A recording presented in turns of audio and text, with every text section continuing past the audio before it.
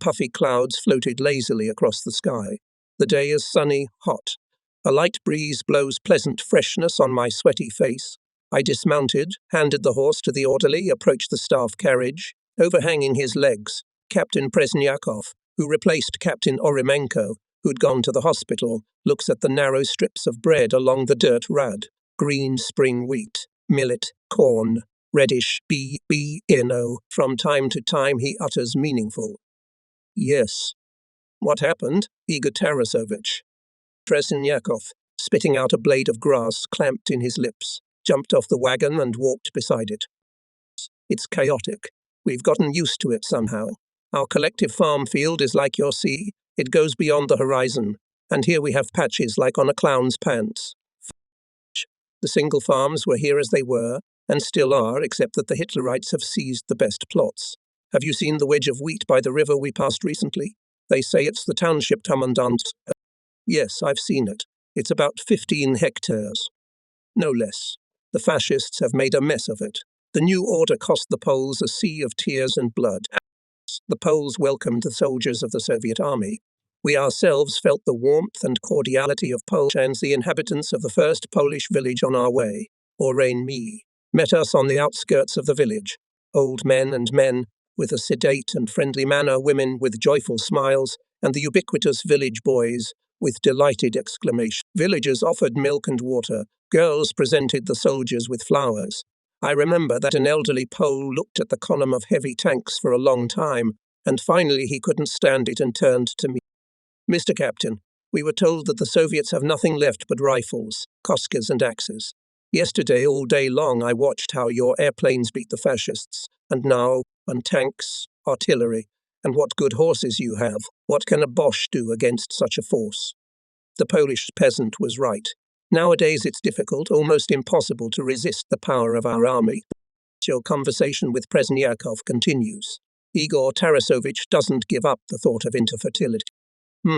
Soon, Alexander Terentievich, a new life will take shape in these places. Igor Tarasovich, the Polish people are moving towards it. Lieutenant Yeligin joins us. The lieutenant is leaning on a stick. Yesterday he bruised his leg during the crossing. Ivan Ivanovich flatly refuses the offer to sit in the wagon. How can I sit when others are walking? No, I can't. I'll go with the others. What are we talking about? We are exchanging thoughts about the post-war organization of the Poles, explains Presnyakov. Reasonably, I've thought about it many times too. Ivan Ivanovich goes silent for a while, as if gathering his thoughts, then continue. Undoubtedly, much will depend on us, the representatives of the country of Soviets. Yes, I did not misspoke.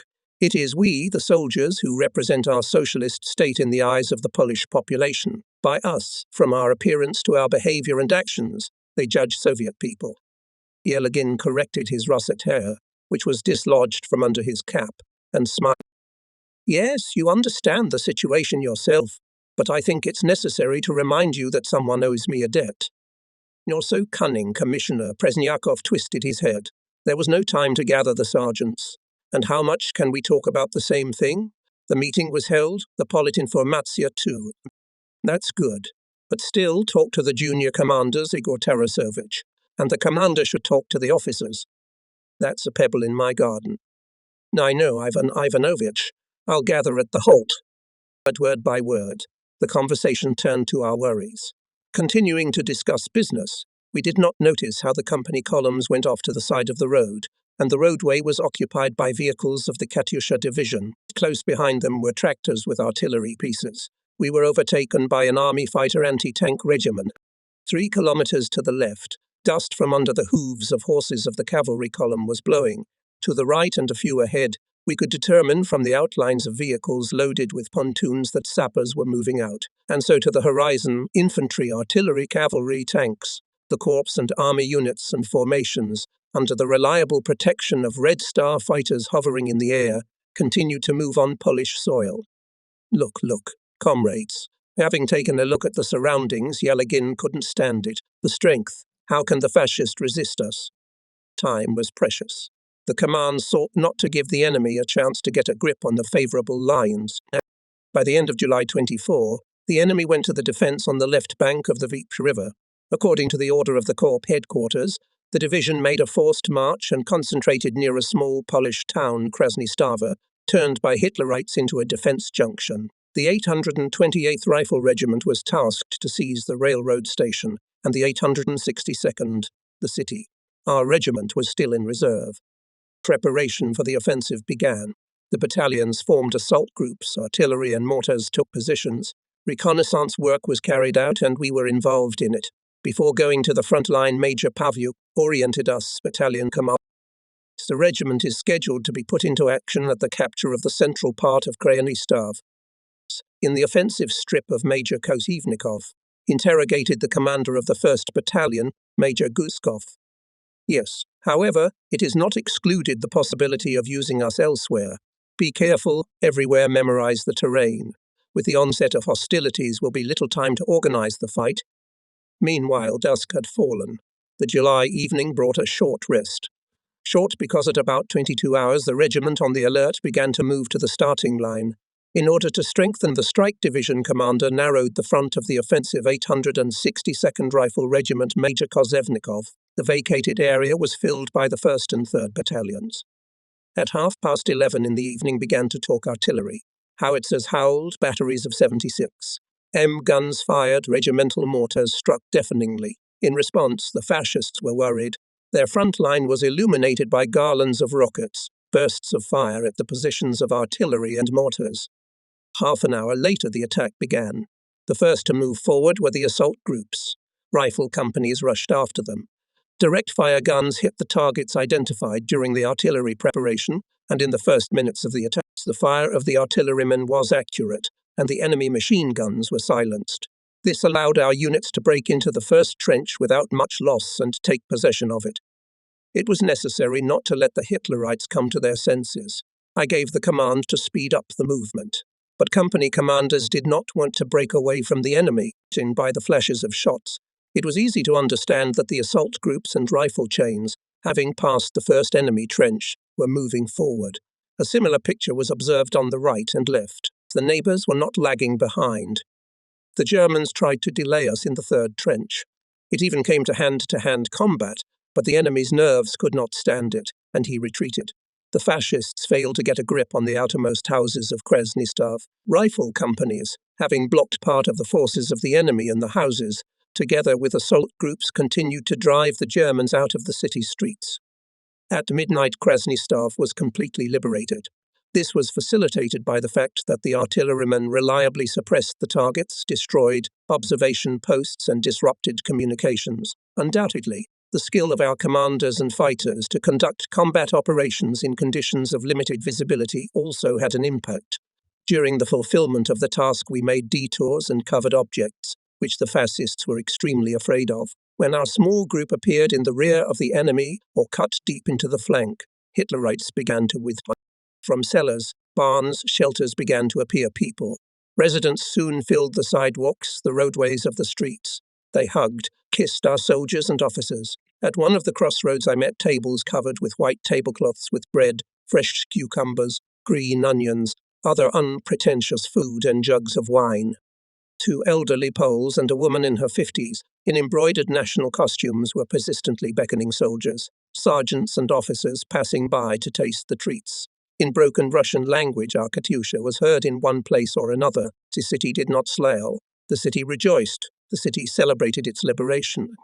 After Krasny Stav received the order to pursue the enemy, the regiment marched in the left column of the division. The battalion was allocated to the forward detachment. The Nazis were rolling back to the Vistula, not only in our strip but also in front of the offensive front of neighbouring divisions. During these days, newspapers and radio brought glad tidings. On July 27, the front troops liberated Lvov, Peremyshl and reached the San River. The command demanded not to break away from the enemy, to hang on his shoulders, to impose their will on him.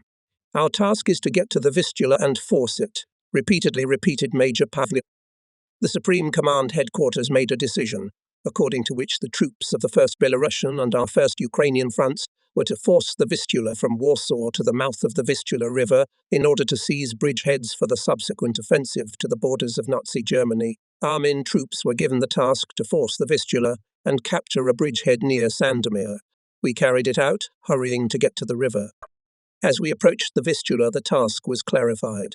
In the evening of July 28, the regiment was ordered to reach the river by the end of the next day and immediately begin forcing it. At the halt, I was caught up with the assistant to the Chief of Staff of the regiment on reconnaissance, Senior Lieutenant Borodula.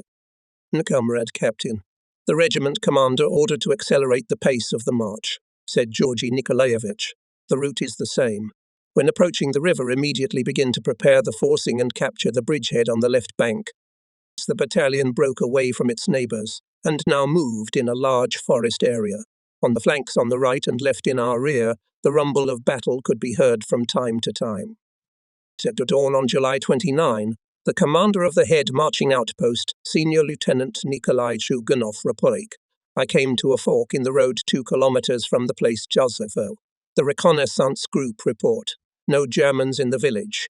I continue to fulfill the task. I pulled a map out of my field bag. Presnyakov with a flashlight beam highlighted on it, an unusual name for the Russian language. Next to it was a winding line, a rim. What shall we do, Igor Tarasovich? It's getting light. Yes, it's getting light. Be damned. I don't want to make a fuss prematurely. That's what I mean. Should we pull the main forces out of here? We were in the woods, the crowns of trees, reliably camouflaged equipment and men. Alexander Terentьevich, I don't think we should move further than the edge of the forest. Chugunov and his men will take refuge in Josepho. He'll send a patrol to the Vistula bank. Let him survey the area properly and report back. Then we'll decide what to do. I think that's right. No, I agreed. We need to warn Chugunov to stay with the main forces in Josepho until the situation is clarified. No, send a contact. We made our way to the forest edge. Dawn was coming more and more into its own. Birds were crowing in the dense hazel trees, and from the direction of a small Polish village we could hear the crowing of roosters. Look at you, smiled the orderly. Just like in the good old days, the houses are shouting. An old man, Yeligin, turned to him. How old are you? No, 20th year. That's just for the record, Comrade Lieutenant. I remembered the village. Our roosters are very vocal. You can hear them at dawn. The forest smelled of smoke, light, fresh from dry logs. So our farm workers are turning around? Yes, Comrade Captain. He came out from behind my back, Petty Officer Gorobets. We are preparing breakfast. What are you going to eat today, Fedos? Asked Petty Officer Yeligin. Chiano. Potatoes, Comrade Lieutenant. Fresh. I've had enough of cereal. Where did the potatoes come from? Ivan Ivanovich became wary. We were passing through a farm. I asked a local resident. He allowed me to dig them up. He said it was the garden of a runaway headman. Oh, look at me, Fedos. Do you know the order? My honest Komsomol word, Comrade Lieutenant. Ivan Ivanovich, Presnyakov interceded for the petty officer. I witnessed the conversation with the Pole. He's not lying. At that time, the soldiers in camouflage coats appeared in the clearing. Oh, the scouts have arrived, said someone from the headquarters entourage. Luklikin himself. The commander stopped the group and, typing a step, came up to me. I recognized Petty Officer Blokin. Comrade Captain, Petty Officer Blokin with a group of fighters arrived at your disposal. Hello, Pyotr Yakovlevich. I extended my hand to the commander of the platoon of regimental scouts. Blokin grew up in the regiment. Scout, senior scout, squad leader, deputy commander of the reconnaissance platoon and commander. By my arrival in the regiment on his shoulders were Petty Officer epaulets. Soon the battles began, and with them new sorties behind enemy lines added new awards to the petty officer, including the Order of the Red Star. However, despite the glory, Blokin remained a simple and modest man. And now it was a pleasure to look at the petty officer, slim, trim, with an automatic rifle slung over his back, with a knife in a neat sheath on his belt. Sit down, Pyotr Yakovlevich. The Chief of Staff has already asked about you. He says, Where have you put my scouts? I replied, Not a needle in the hay they'll be found. So Major Modin is worried? We sat down on a fallen tree. Blokin took off his cap and neatly tucked it under his wide army belt, threw back the whirl of unruly hair that had fallen on his forehead, looked at me. I asked, Do you know what it took? In general terms, Eeg answered the petty officer. Then listen. I turned to the adjutant of the senior battalion who was nearby. The map, Igor Tarasovich. Captain Presnyakov handed me the map. Look, Pyotr Yakovlevich, behind the Vistula, a flat area further. An old channel after a gentle bank rise, a small field and the farm Lesnikalupi. We need to find out if there is an enemy between the Vistula and the channel, and also further on. Minata, do you mean, comrade captain, including Lesnikalupi? Blokhin clarified. Yes. Now on the shore is a scout from Shugunov. Any minute now the first data from him should arrive. If there is nothing suspicious, we should carefully from the shore to conduct reconnaissance by observation. It's important not to spook the Krauts before the forcing begins. Do you understand me? Yes, I understand. It took a few minutes to clarify the route of the advance. Blokhin was about to get up, but I held him back. Don't hurry, petty officer. Let's wait for the first message from the scouting party. A minute earlier, a minute later, it doesn't matter much now. See, the sun is rising. German planes are coming. They can spot even a small group of men on the approach to the Vistula. And the opposite bank of the river is occupied by the enemy. The Nazis are not so simple-minded as not to get a grip on the water frontier.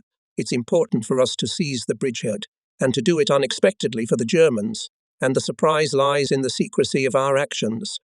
The commander of the supply platoon came up to us and invited us to breakfast. Come on, Pyotr Yakovlevich, let's have a snack. All the more you need a refreshment for the road. Call your eagles. Under a big tree on a neatly laid-out cloak tent, there were kettles with oiled potatoes. Nearby were green onions and some fresh cucumbers. The scout's eyes glistened. We sat and ate the potatoes with pleasure. At that time I did not know, as well as Blokier himself, that he was no longer a petty officer, that on that day he was promoted to the rank of junior lieutenant, and that for the throw across the Vistula he would be awarded the Order of the Red Banner. Nor did the scout Alexei Tyoga, who was squatting near me, know that he would receive the title of Hero of the Soviet Union. Other scouts will be honored with high awards. And now in front of me sat people who were to you, and not for the first time, to pave the way for rifle companies, battalions, regiments. A message from Shugunov had arrived. Reconnaissance reported, behind the old river enemy trench on the right flank about 4 kilometers away, on a pontoon bridge crossed the Vistula crossing the retreating enemy units, over the place of crossing Hang fascist plain. Well, something has been clarified. Now your task, Pyotr Yakovlevich, together with Chugunov's patrol, is to observe Lesnikalupi and below. Put everything you notice on the chart. I'll be with you in an hour and a half. Cheers, understood, comrade captain. The petty officer nodded to the scouts. We've stayed, guys, and that's enough. Thank you for the bread and salt, as they say in Kalininshina. It's time to get down to business. Blokhin and his group left. We began to prepare for crossing the Vistula.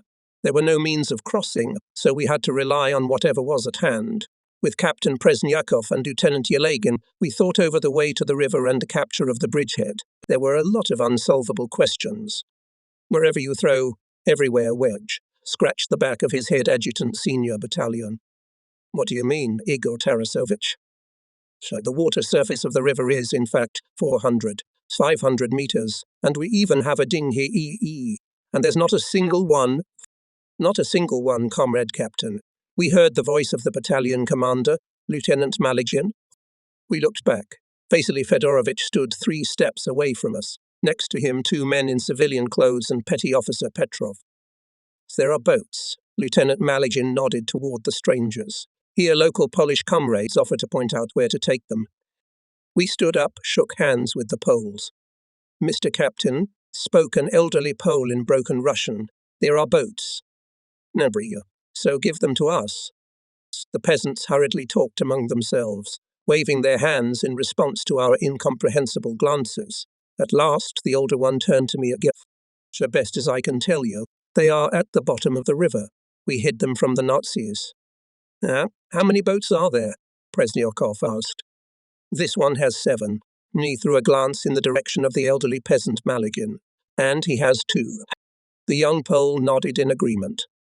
Well, that's another matter. I involuntarily burst out. We gave the peasants some cigarettes. We began to ask about the Germans. Poles understood our questions with difficulty. Malygin came to our aid. The parter of the battalion together, with Chugunov's company, visited Josepho, had time to understand the situation. The fascists left the village yesterday morning. The locals knew nothing more about them. Time was precious. Lieutenant Malagin and a group of fighters went to the Vistula bank with their Polish comrades. They had to find and raise the boats. So there is a beginning. Lieutenant Yelagin rubbed his hands together. What do you think, Alexander Terentievich? And not bad, Ivan Ivanovich. Now we need to decide on the place and time of forcing. About the place, said Captain Presnyakov. I think it would be better to decide directly on the shore. That's right, Igor Tarasovich, I agreed. And the time, I suggest night. It is clear that not in the daytime. As a matter of course, said Yelagin. On the forest road we heard the clatter of hooves. The regimental commander and his deputy in the political department were approaching us. They were accompanied by machine gunners. Major Pavyuk, without getting off the copse, nodded to me. Well, you have climbed. Altunen, we could hardly find you, thanks to your contact. The regimental commanders rushed out. Spit it out, combat. What are you thinking here? Asked Pavyuk without any offences. He began to report considerations. Valentin Yevstafevich and Nikolai Afanasyevich listened attentively. They liked the decision. Will there be enough forces? Wouldn't it happen that you would seize the bridgehead and the German would throw you out of it? There is a risk, Comrade Major, but it is justified. We have surprise on our side. We'll get a grip on the western shore. It's unlikely that the fascists will be able to throw us off unless they reach the water by corpses, but I don't think we'll let that happen. And who doesn't take risks in war, of course, reasonably? Pavyuk smiled. Do you remember Ozdutichi? Didn't I tell you, Nikolai Afanasyevich? He turned to Kuliabin. How combat Altunen led the company in the attack, put his head under the bullets. No. True, Lieutenant Yelagin reported that the commander personally raised the men in the attack. What happened then was this. Senior Lieutenant Kovalev's company was half-enveloped. The soldiers lay down under crossed rifle and machine gun fire. The platoon suffered casualties to move back, not to fulfill the order, and to expose themselves to fascist bullets. To go forward, apparently, also did not have the guts. That's the way a man is built. If he went up to the attack, he would go on. If he lay down, it takes a lot of courage to get up, especially the first one. Death in the war is near almost all the time, but everyone wants to survive, so you try not to think about it. Though somewhere subconsciously a chill of fear lives in you, from time to time it makes itself known, especially when the enemy's fire does not allow you to raise your head. You lie on the ground, you know that it is necessary to get up, but you cling to it and wait for something. You need a push, an inner force, but where to get it at this moment? I sent Lieutenant Malagin to the company. No sooner had he disappeared than I got a call. Major Modin, Chief of Staff, is interested in the advancement. Just reported the situation. I hear the voice of the division commander in the phone. And how long do you think, Captain, to lie down? Should I raise your men to the attack myself? No, I'd rather do it, Comrade Colonel. I say back to him. You should be in charge of the division. That's it, I see then. Understand, Garden Head, the outcome of the battle for Ozdutichi depends on you? I heard the telephone receiver at the opposite end slam down on the lever. I was so annoyed that I had no strength to restrain myself. I grabbed the machine gun. Where to, Alexander Terentevich? Captain Okremenko was the only one who managed to exclaim. Where to? Zakudak-Alalaya. I'm going to Kovalev. Tell the mortar men to cover and throw machine gun platoons to the company's flanks. We'll break through. I ran out of the post and straight into the company, where in full height we're ducking, and where even in a crawl, about 30 minutes later was in place, and immediately felt how dense the fire of German machine guns. It's still nothing, Musold Kovalev, silent machine gunners.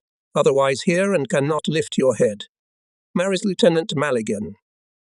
Communists gathered. He answers the company commander and points to the right. Over there, in that crater from under the airplane bomb, instructs. Now we'll go into the attack. Now I'll lead the men before it was necessary. Kovalev lowered his eyes, exhaled heavily.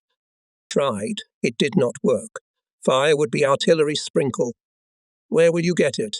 You've got 2 40-50 guns. The third one was broken in the morning.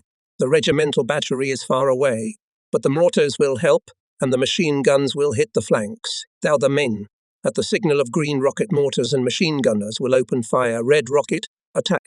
I don't remember all the details of the battle, but it is well remembered that after the cry attack, forward, everyone stood up amicably. We stood up and ran. They ran, fell and ran again. I caught my pant leg on something. I didn't hear the crack of cuts. The company took the trench, and the enemy rolled back into a hollow overgrown with bushes and tall grass. Heated by the battle, we watched how the soldiers fished out the Hitlerites hiding in trenches and crevices. I heard Pavliuk's voice from behind. Who ordered you to lead the men into the attack yourself, may I ask? You are the battalion commander, the organizer of the battle? Valentin Evstafievich reprimanded me for about 5 minutes, and finally warned me. I forgive you for the first time, but if anything like this happens again, blame yourself. I need not a corpse, but a living combatant. Yes, I understand. That's right. And now the regimental commander reminded about this case and humorously described to Nikolai Afanasyevich my unsightly appearance in those minutes, remembering the hole on my pants and adding something for colour from myself. Did the lesson go well? Kolyabin asked me. Of course, Comrade Major, it did. Then, Valentin Evstafievich, perhaps we can inform Captain Altunin of the purpose of our arrival. Of course you can. Major Pavliuk unzipped his field bag, took out a sealed envelope, handed it to him. Here is the preliminary combat order for forcing and occupation of the bridgehead. Familiarize yourself with it. We'll decide the rest on the spot.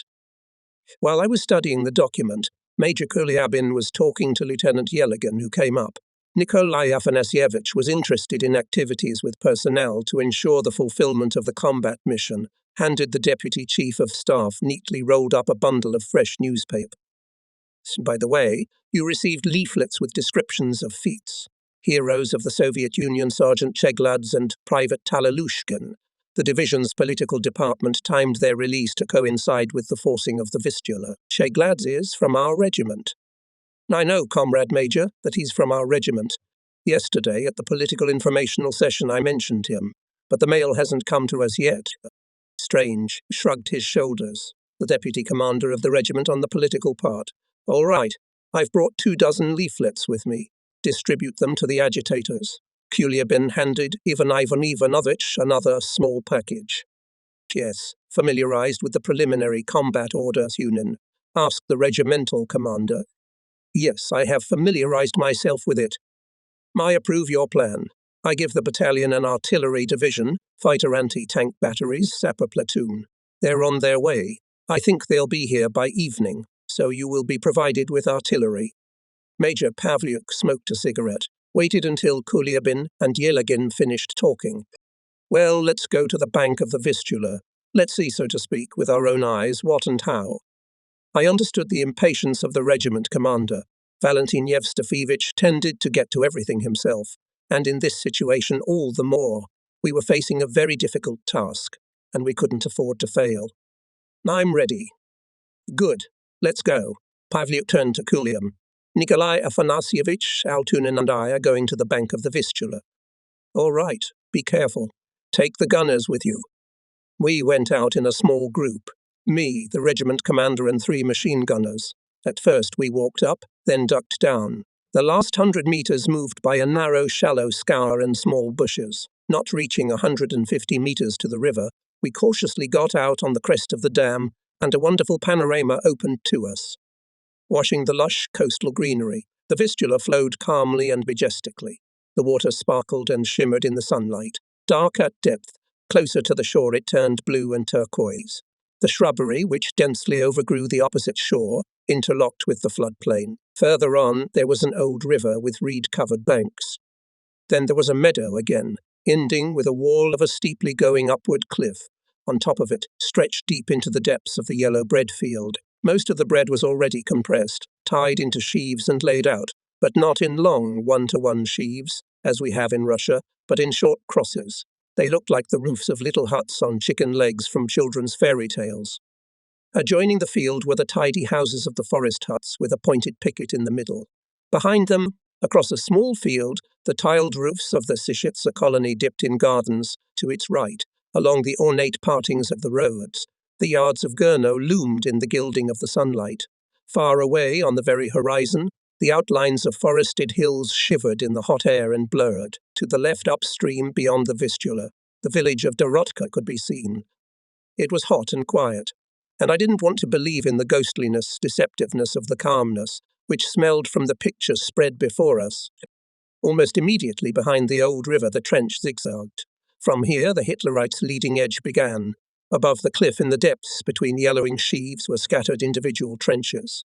The outlines of another trench snaked at the very edge of Lesnai Kala. Yes, I sighed involuntarily. The enemy has a trump card in his hands. Not only on the river, but also on the western bank we will be in the palm of his hand. Not quite so. Alexander Terentievich, the Pavyuk objected, looking through binoculars at the terrain. The map may be a trump card, but the move is ours. Suddenness means a lot. We will impose our will on the enemy, not on him. Valentin Evstafievich waited for a pause and continued. We have more pluses. In fact, the space between the river and its old river is a large island, that is, a place that requires forcing twice. And besides the precipice, I think that the Germans are least expecting us here, and their defences are probably weaker here. Do you take that into account? Besides, look, there's some good bushes along that bank. You can hide more than one battalion in it. The grass rustled nearby. Petty Officer Pyotr Blokin appeared from under the ground. What will please you, Scout? Pavlik asked him. Nothing much so far. There are no signs of life in the first trench. At the very Lesny Kalupa, observed the Croat, walking not camouflaged. They don't know what they're doing. I've thought about it this way and that.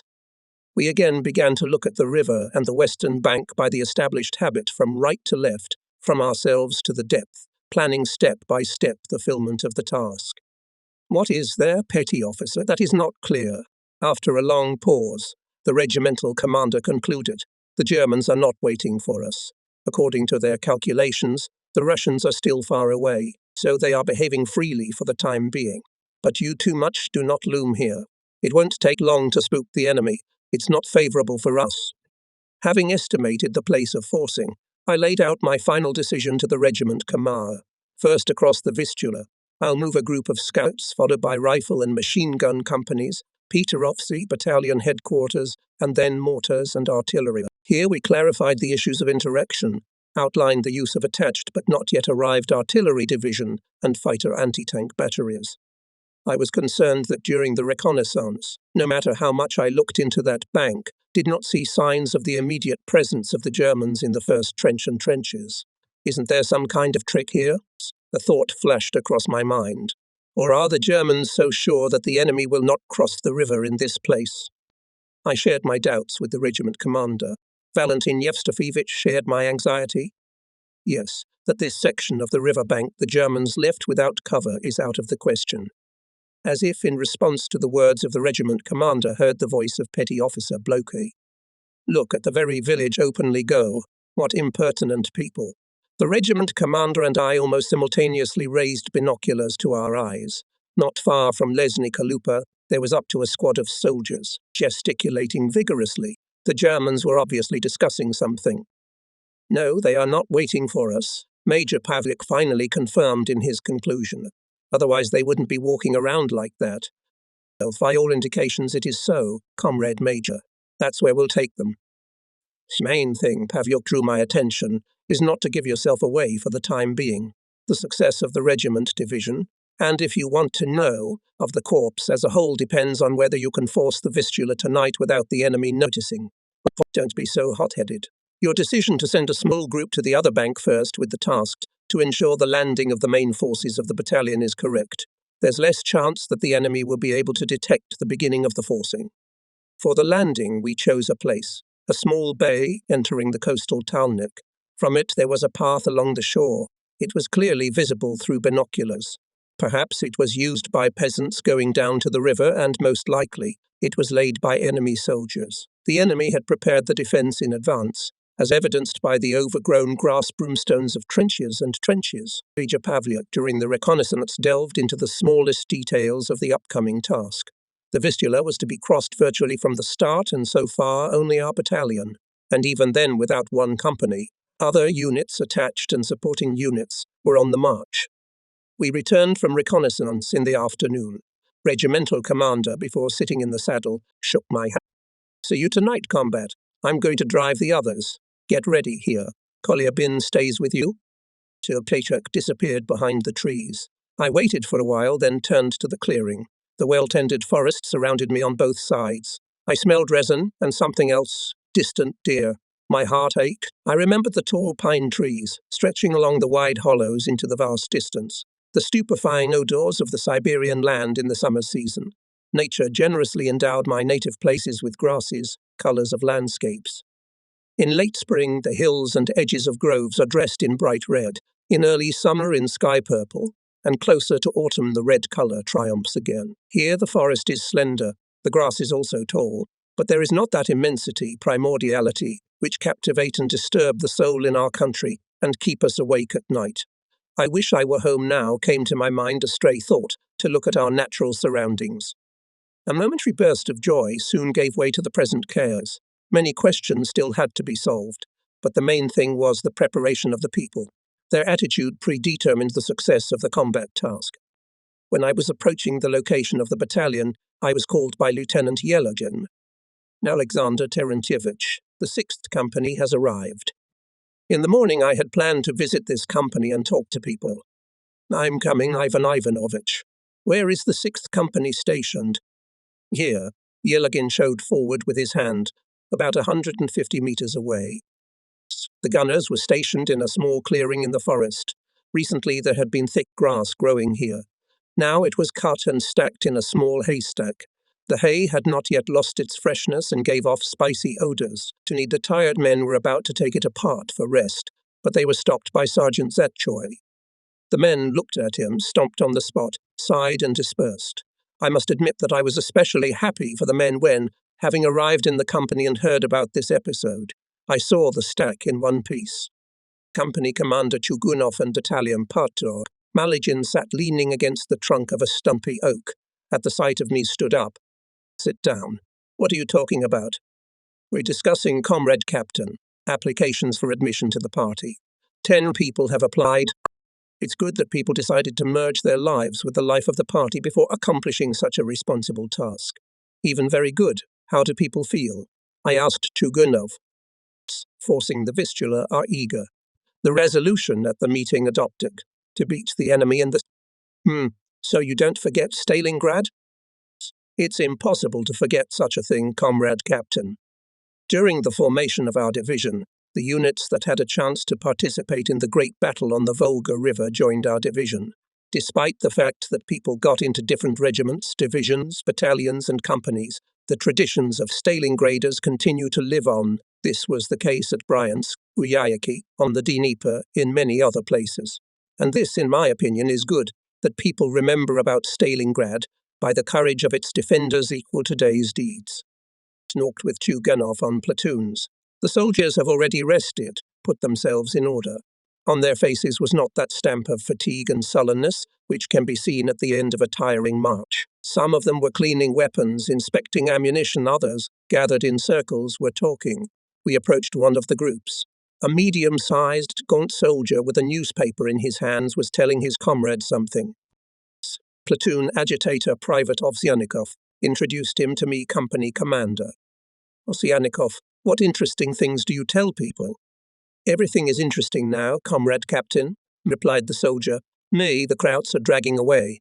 I read the report of Sovinform Bureau. They got a good beating in Belarusia and our front has moved to the Vistula. I think we'll be going home soon. Before that, we still have to break the Germans. We'll crack them, comrade captain. They won't get away from us. We'll cross the Vistula tonight and then we'll go on. It's interesting to see what Germany is like. I liked Ovsyannikov's thoughts. The soldier is sure that the forcing is a matter in general solved and mentally he's already on the left bank. I knew from experience that confidence is half of success, if not, but did the others think so? As we talked, it became clear that the soldiers and sergeants of the platoon live with the capture of the bridgehead. I was pleased that the soldiers are serious about the upcoming task. Do not think that the enemy can be easily defeated. Platoon Commander Senior Lieutenant Serpukin showed me a neat raft made of dried wood. For each department we think to tie one, in case there are not enough boats. I liked the idea. True, we had planned to accompany Chugunov ferry on boats, but the reserve is not superfluous. especially since so far none of us did not know what turn things will take. The enemy by their actions can correct our plans, and then handy watercraft will be enough. The rafts must be prepared. I looked at the officers of the company. I see. We will prepare, answered Senior Lieutenant Shugunov. In the battalion brought the address of the Military Council of the Army. Our motherland, it said, expects from you, guardsmen, new successes in the fighting to liberate the people of Wormwood. We have a task before us, VA, to force the Vistula, to overturn the enemy with a swift blow, and to bring closer the hour of victory over fascism. The appeal of the Military Council was read in all units. Officers, sergeants, and soldiers of the battalion expressed in their speeches the unyielding determination to succeed. At about 9 o'clock in the evening, the sky was covered with clouds. It began to rain, and it became easier to breathe. The July sun had been scorching mercilessly for the last few days. The sweltering nights did not bring the expected relief, and now people, longing for coolness, were glad to expose their sweaty faces to the raindrops. More and more night was falling. I hurried to the bank of the Vistula.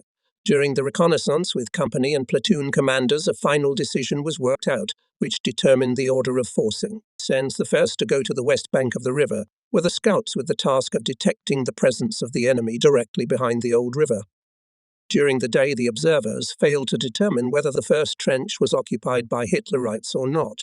Although the scales were tipping in favor of the fact that there was no enemy there, it was still worthwhile to make sure once again. At the front, we had to see everything. Sometimes in the fulfillment of the task, the enemy makes its own adjustments, and the battle is not quite as you plan it. It is possible that the Germans managed to outsmart us in camouflage. You start forcing, and the enemy will give you a present with all the consequences. With the receipt of a signal from Petty Officer Blokin about the results of reconnaissance, we still had the opportunity to make, if it turned out to be necessary, adjustments to the course of the task. That's why I hurried along the familiar path to Viola. I met Blokin at the water's edge. The rest of the scouts were also there. Nearby, in the coastal bushes, I noticed in the afternoon there was a boat in readiness. We checked the time. There were a few minutes left before the group's departure. Nothing new, Petty Officer. No, Comrade Captain, nothing. We've been keeping watch all the time. Not a single soul in the first trench. True, between the Vistula and the old channel we noticed a fire half an hour ago. It's hard to say who lit it. I sent a liaison to report to you. Hasn't arrived. Not yet. Pyotr Yakovlevich. Apparently we missed each other. We were silent, listening to the evening rustles. I wanted to tell you one more thing. Petty Officer, be careful when approaching the trench. Maybe the Krauts have mined the area. Yes, I've already thought about it, Comrade Captain, and warned the guys. Then, as they say in Russia, Godspeed. It's time. Blokin gave the command. Scouts dragged the boat on their hands to the shore, lowered it into the water, and began to sit down in it. In farewell, he shook the petty officer's hand and wished him success. The water splashed once under the oars. The boat silently moved away from the shore and gradually disappeared in the darkness. While waiting for the first group of the landing party, I sat down on a rock. Nearby settled Ordinaritzia and 2 machine gunners. A branch crunched nearly. Someone was approaching us. Soon we heard the voice of Lieutenant Yeleny. Near they must be. I'm here, Ivan Ivanovich. Zampolit approached, threw a glance around. The scouts are gone? Yes, time. Are the men far away? They're coming. Good. So far, everything's going according to plan. How are the men feeling? Although I knew that the commanders and fighters are eager to do the job, but still did not refuse the question. I wanted to hear confirmation of this from the lips of a comrade whose opinion I valued very much. My combat life had made me so close friends with Ivan Ivanovich that sometimes the judgment and advice of one was simply necessary for the other. Lieutenant Yelyagin, a teacher by profession, a political worker by vocation, knew most soldiers, not to mention sergeants, petty officers and officers by name and patronymic. It is not easy in a combat situation, even in such a military group as a company, and here at a battalion. Almost every day people come out of the line. Arrives replenishment from the marching companies, medical centre, hospitals. Sometimes with the newcomers is no time and a couple of words to exchange, much less to talk on the heart-to-heart. Yelagin knew dozens of people so closely that their lives and destinies became a part of his life. Soldiers and commanders were well aware of this. That's why they treated him with respect, valued his advice, and among themselves called high and honourable word conversation one could often. Commissar said, Commissar advised. Commissar will ask. And although this man was simple in treatment, soft in character, he was feared more than any strict commander. They knew that he would not pass by a mistake. A blunder, he would tell about it directly, without any offences, as well as he would not tolerate injustice, no matter from whom it came. Such is he, Elagian, accessible to all, a man of crystal soul. And also brave. This day in the battalion held a party meeting. The conversation was about the landing. Ivan Ivanovich took the floor, put before the communists tasks for party political support for the implementation of the upcoming battle. And the last thing I want to say, he addressed the audience, I ask you, comrades in the party, entrust me to go with the paratroopers following the scouts. In the first group selected the best fighters of the battalion, and I have a great honour to be with them. In the clearing where the meeting was held, there was silence. The first to break her deputy commander of the regiment on the political part of Major Kulyaby. Well, comrades, I think the candidate is suitable. Nikolai Afanasyevich turned to me. How? Trust, Comrade Altunin? To tell you the truth, in my heart I was against. There were many experienced officers in the battalion. Besides, they were much younger than Elagian. Besides, I didn't want to lose such a deputy. But he turned out to be more cunning than I thought. Knowing in advance that I would not agree with his request to head the group in a normal conversation, he decided to express his desire at the meeting. There was nothing left for me to do but to agree. The time of departure of the first group was approaching, to the place of forcing arrived units. Commanders in a low voice began to give the last instructions. We approached the formation. In the group went away mostly shelled fighters. Many of them had orders and medals on their uniforms, patches for wounds. They knew a lot about attack and defense, experienced the weight of the pressure of superior enemy forces, were able to find a way out where there seemed to be no way out at all. That's why they accepted what was happening, at least outwardly, without unnecessary emotion.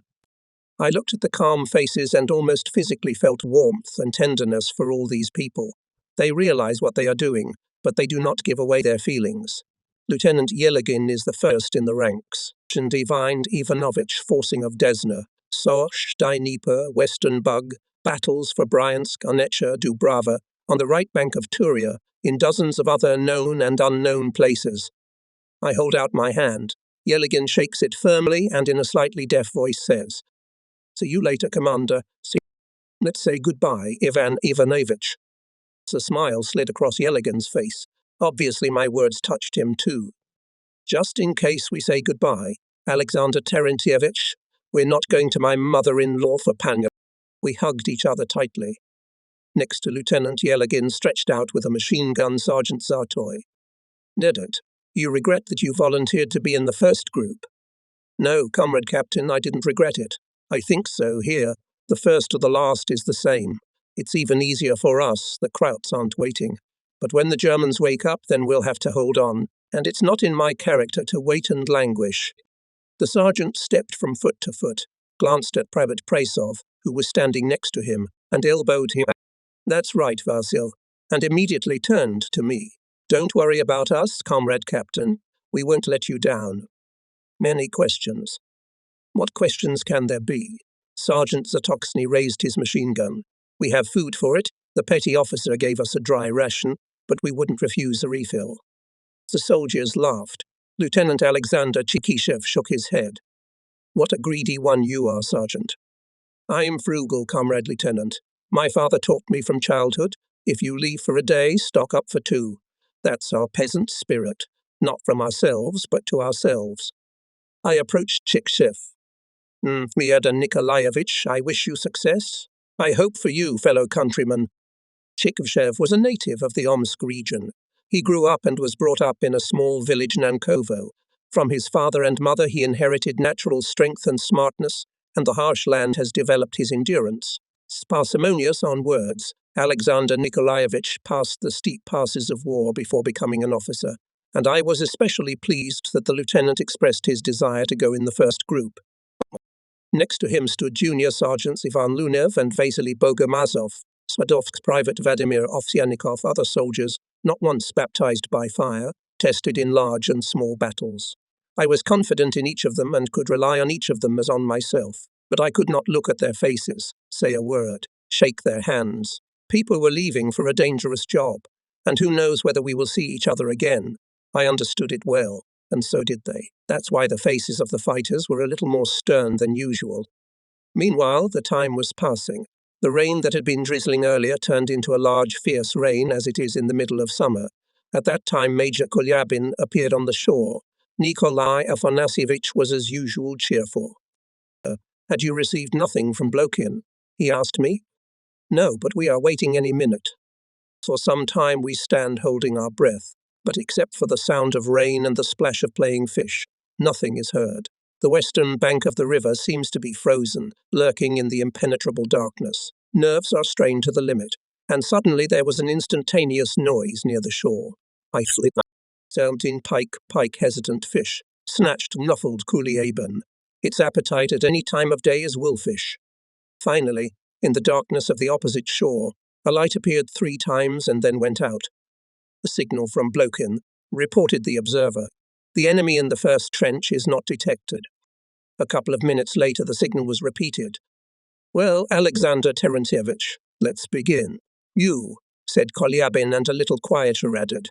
I do not know who in others, but in our Bryansk-Red banner you are the first to start forcing. Remember, a lot depends on your success. Not only regiments of the division, but also our neighbours will follow the road you have trodden tomorrow. I gave a command to Lieutenant Yelajet. Yes, set sail. Let's move off. Ivan Ivanovich ordered. In the silence that ensued, we could hear the blades of the oars crashing into the water. The first boat moved away from the shore.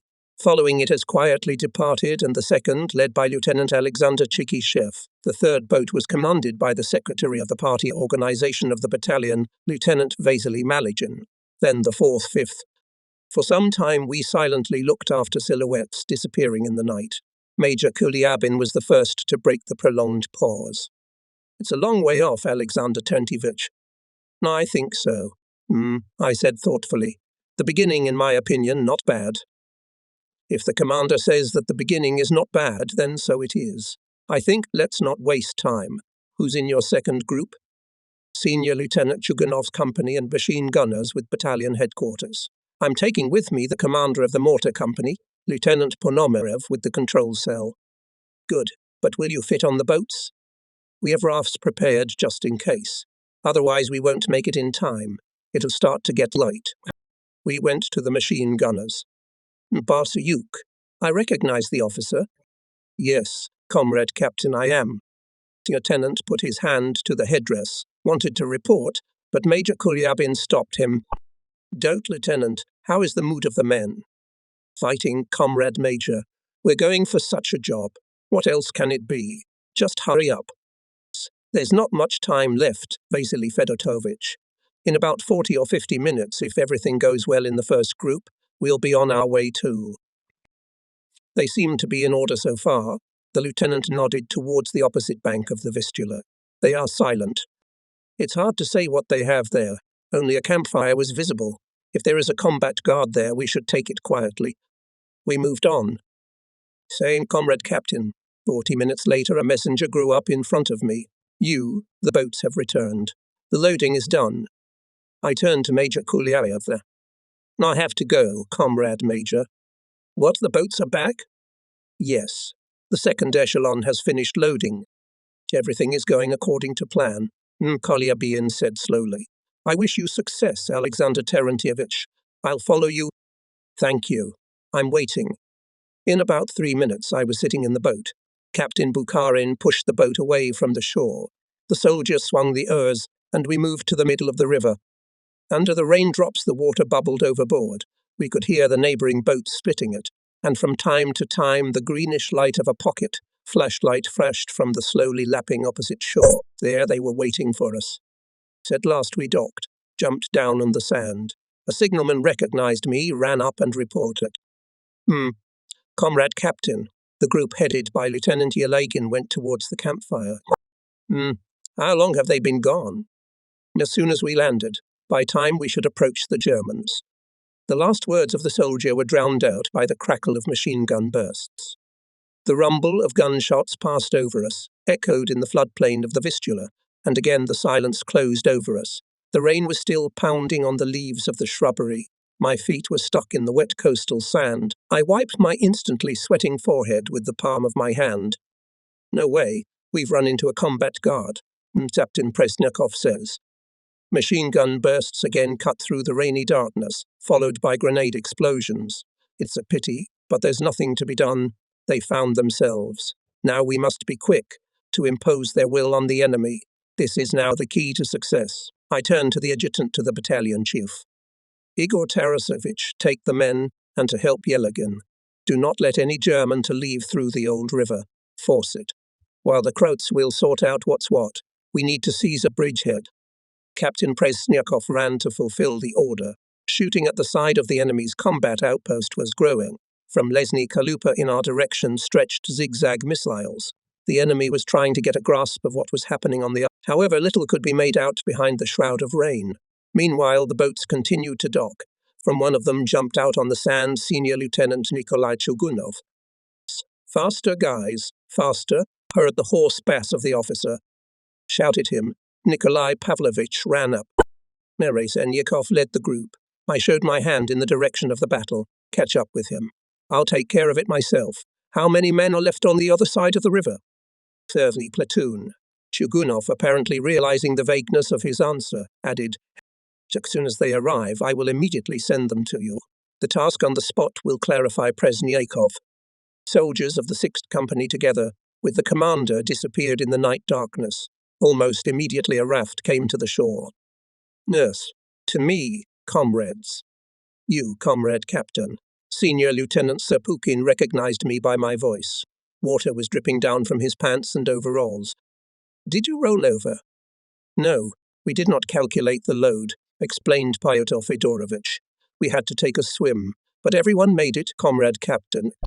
While I was giving the platoon commander a task, other boats bumped their bows into the sand. From the water's edge came the chatter of Lieutenant Pyotr Oshev, the commander of the platoon of anti-tank guns. "Ammunition, ammunition, don't drown." Soon machine gunners appeared. Here the units did not linger. They unloaded and left in the previously planned direction.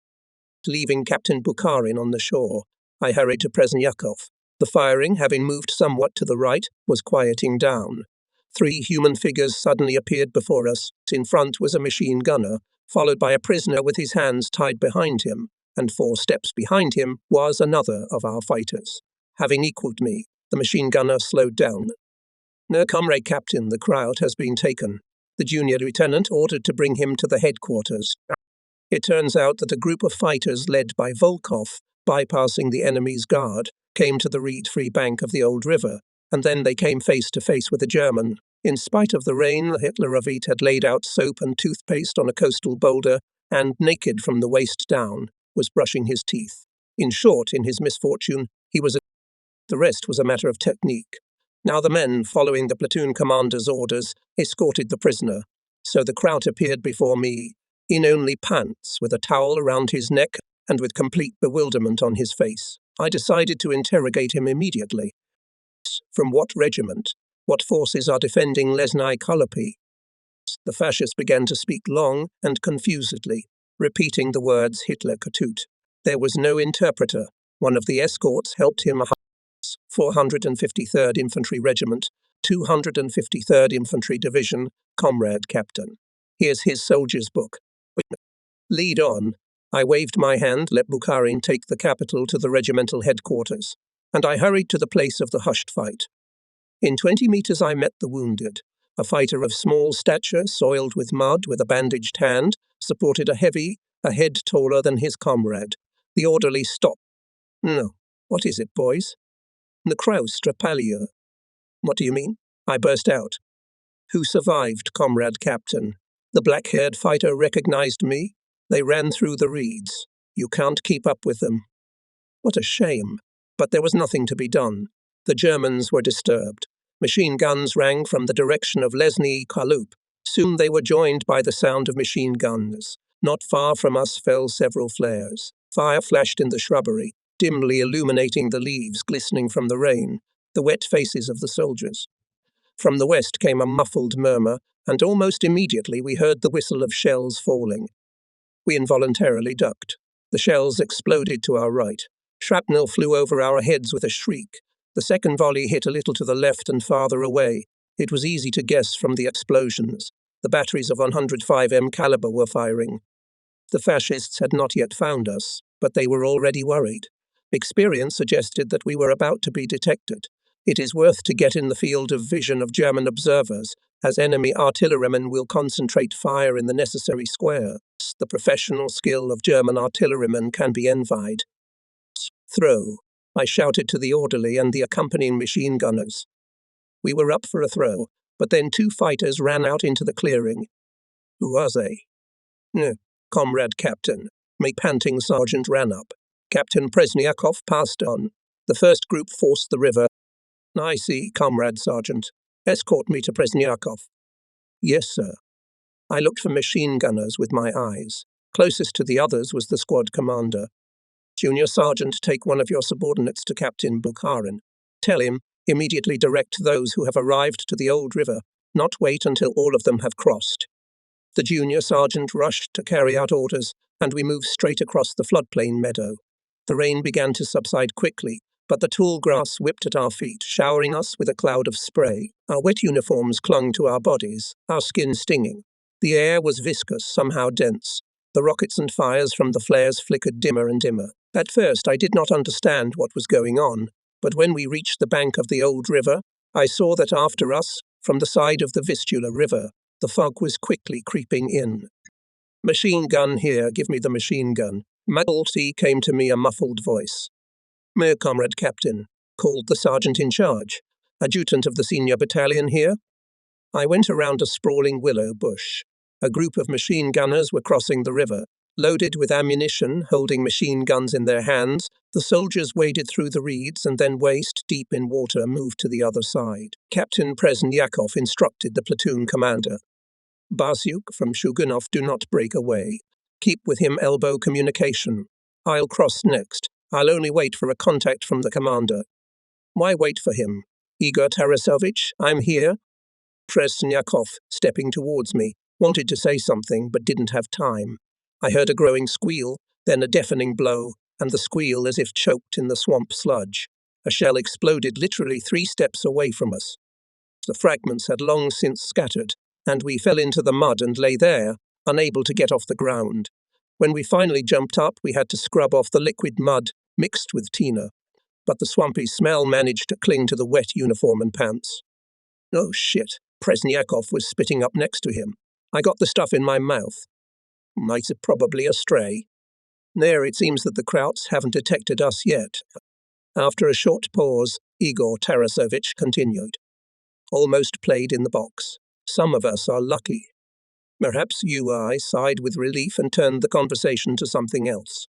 So you say Chugunov crossed the old river? Just now. Machine gunners are crossing. That's not bad. Archiv and Kovalev's company will be here soon. The mortars are the last to cross. They would be further on, but we'll see how things work out. The conversation was interrupted by the clatter of a large caliber machine gun from the left flank.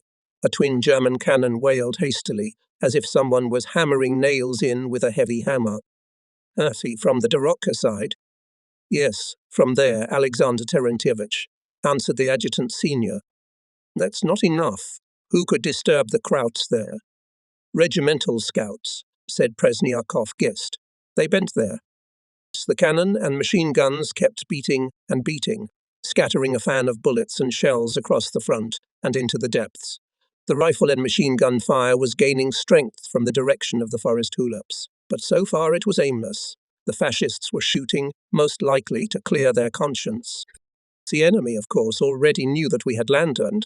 The surviving soldiers from the combat escort undoubtedly reported about it, but the fact that we had advanced so far, the Nazis hardly imagined. The report from Lieutenant Ilagin arrived. He is in the first trench.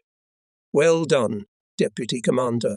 Opens the way to further actions. After all, from the trench occupied by him is not so far to the cliff. Bring the men to him, Igor Tarasovich. Nashas Satu to him, questioned Presniakov. To the cliff. Mate, Alexander Terentievich, let me go there too. I'll have a look around, pull up the men. That's what I wanted to offer you. Presnyakov turned to the communicators with telephone reels of cable over their shoulder. Follow me.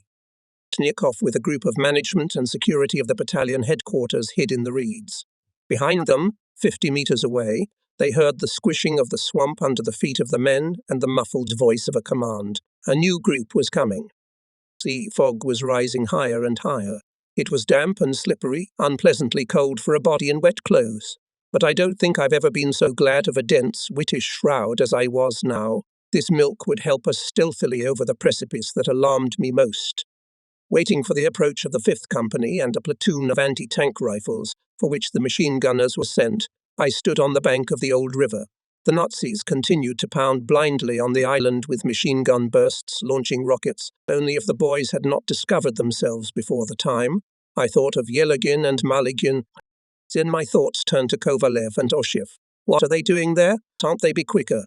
I was distracted from these thoughts for a while by the approaching rustle of mines. A few seconds later, somewhere behind me, closer to the river, explosions rumbled. At that time, as if from under the ground, rose the commander of the 5th Company. You, Kovalev? Yes, comrade captain. I'm with the company. And Oshev. Nasainus with me. Bring him here. Lieutenant Oshev to the battalion commander. Muffled voices were heard. Oshev, off the battalion, I heard. Have you seen Captain Bukharin? I have, you said Kovalev. He wanted to come here with us, but the regimental company of anti-tank guns unloaded. He did. And the artillerymen? They are still on the other side of the Vistula. They tried to cross, but the enemy covered them with fire. 2 guns went down. Our mortars are luckier.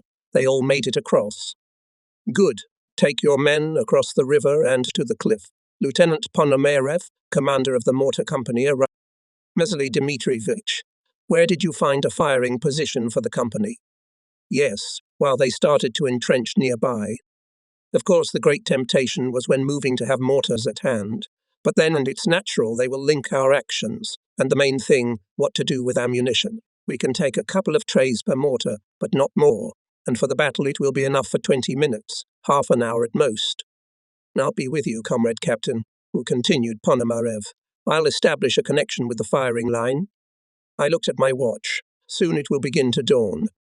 Good, so act like that. Lieutenant Ponomarev sent a liaison to the company with an order to accelerate the equipment of firing position.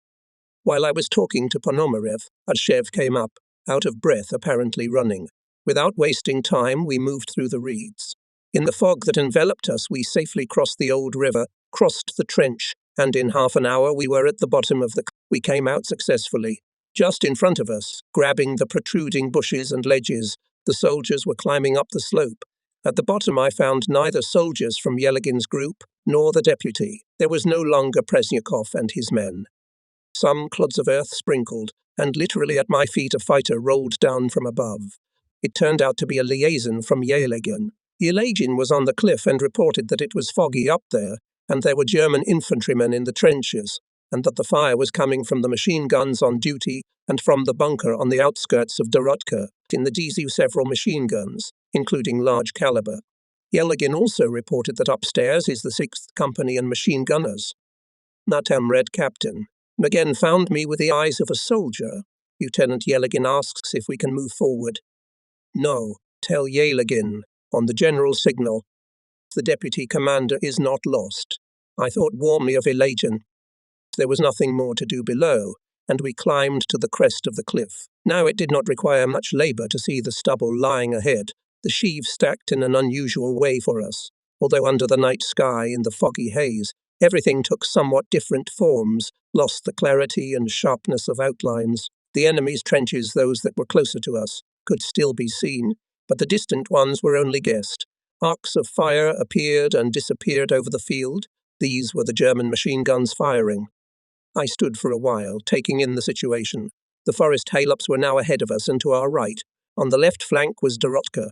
This was confirmed by the traces of machine gun bursts. Started giving orders. 2 platoons of machine gun company attached to the companies to ensure the flanks.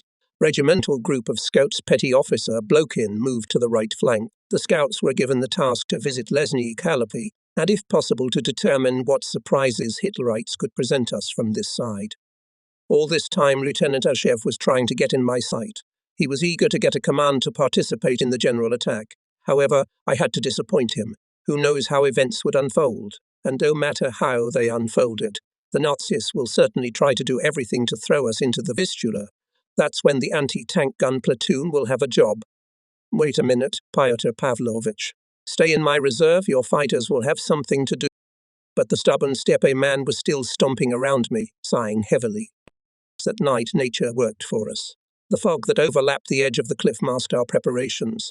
In the viscous, opaque air, the sounds caused by the careless actions of the men preparing for battle were deafening. Time was running fast. Companies and platoons took their places. Liaisons arrived from the commanders. Captain Presniakov appeared, reported on the readiness of companies to attack. It's time, Igor or Tarasovich.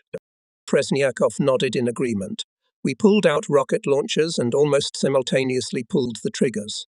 Red and green lights flashed in the sky, and the sound of the shots was drowned in the bursts of enemy machine guns. Unit commanders raised their men to the attack. We could not see the general chain of the battalion, but as the cells of the company's directorates moved forward, we noticed. Let's go. Presniakov's voice gave away his excitement. Is that all?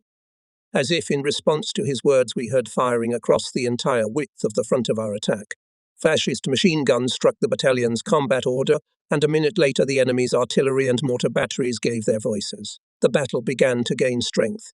I was worried about the thought. Would the companies be able to run to the second trench of the Nazis? Then we had the advantage that the enemy artillery, afraid of catching our own, would stop firing. Unfortunately, the worst happened. Approximately in the middle of the field, the soldiers had to lie down under the devastating fire. Company commanders asked for fire support. However, except for reinforcing the fire of our mortar company, could not help them in any way. The enemy defense turned out to be quite saturated with firepower. From the regiment commander arrived a liaison. Major Pavyuk was on the island with a group of scouts and machine gunners. I was pleased with the news. I sent Valentin Yevstafievich a report on the result of forcing. While the communicators were pulling the cable from the NP to the companies, I went to Kovalev's company. It was difficult to make a complete picture of the battle that ended. The shroud of fog covering the ground hid stubble, sheaves scattered by explosions. In place of funnels, the fog seemed darker. Dark hillocks stood out in the bodies of the dead. I got a good look at only one German officer. Perhaps it was because I almost stepped on him while walking around the fallen sheaves. With his pistol clutched in his hand, he was curled up by the trench, blood still oozing from his laceration. Naikov's work. Kovalev nodded toward the dead man. Lyak was running ahead of me. A German machine gun would hit him from over there. Kovalev pointed along the trench. I hear someone of ours fell down with a groan. I mowed him down. You boy! Lyak grabbed a grenade from his belt. Here I overtook him. I can see the way of communication. A trench. Fritz from a gun aims at me. I want to stop, but I can't. I'm running by inertia. This is your end, Ivor, I thought. But someone fell on the German and put a bayonet between his shoulder blades. I look and can't believe my eyes. Lyak again. I want to present him for the award both for the machine gun and for saving the commander. I obey. Present him. Our fighters among the dead, even despite the artillery and mortar fire, were few. This contributed to the fact that the company was able to maintain surprise in the attack. Although the Germans had forced us to lie down, we were now feeling insecure. This was evident from the unnecessary nervousness with which they opened rifle and machine gun and artillery fire several times during the first hour. This haphazard fire was the price for fear, for giving us a chance to cling to the bank of the Vistula. Realizing that the enemy was about to descend on us, we prepared for defense. Machine and hand machine guns, anti-tank guns, were placed in such a way that they would cover each other with fire as much as possible. Finally, there was a case for the impatient commander of the platoon of anti-tank guns. Most of the tank fighters had to be moved to the tank dangerous direction, the road coming from Lesnaya Kalupa. This information about the possibility of tanks came from Blokin's scouts who returned from Lesny Kalup. Here regimental sappers of Tushenikov put mines. Pre-prepared non-staff sapper departments of the companies came in handy. Fighters prepared the main and reserve firing positions. Liaison officers with a group of soldiers dug a shelter under the battalion observation post. We were in a hurry. As long as the fog held, it saved us.